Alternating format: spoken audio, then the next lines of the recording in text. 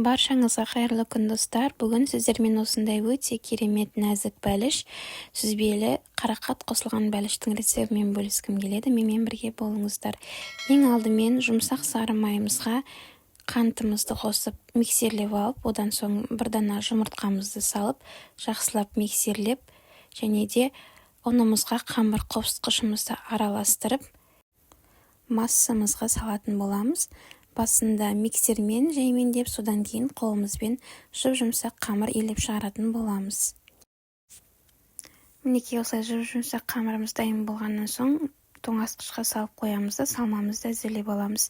Жұмсақ сүзбеміздің үстінен қаймағымызды, қантымызды, жұмыртқамызды және крахмалды салып жақсылап миксерлейтін боламыз. Қалауыңызша ванилин салуға болады. Содан соң артынша барлық қарақатымызды салып жақсылап миксерлеп араластырып алатын боламыз. Мінекей біздің салмамыз дайын болды. Ендігіде тоңазытқыштан жаңағы қамырымызды алып табамызға жайып аламыз да жаңағы салмасын құятын боламыз. Содан соң бәлішімізді 180 градуста 30-40 минут пешімізге салып алатын боламыз. Мінекей бәлішіміз дайын болды. Сіздерге кесіп көрсетіп жатырмын. Өте нәзік, өте дәмді болып шығады. Жасап көріңіздер. Егерде қарақат жақсы көретін болсаңыздар, тіптен ұнайтыны сөзсіз. Менімен бірге болғандарыңыз үшін рахмет. Каналыма тіркеліп, мені қолдап кетіңіз. Сау болыңыз.